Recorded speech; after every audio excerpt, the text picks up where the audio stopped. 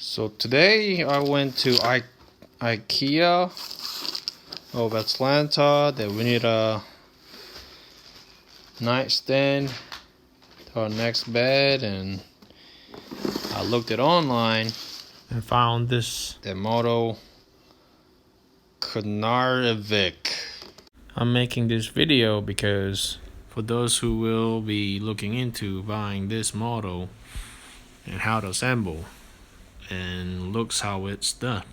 Yeah, costs were $9.99. So yeah, I believe it's not a bad price. So here I go.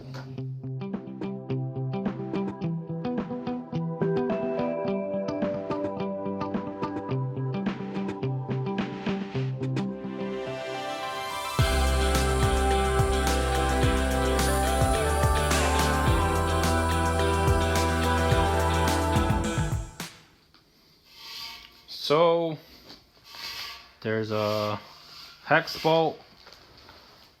A tool comes with a kit and 2 layers of the metal and 4 pieces for the legs.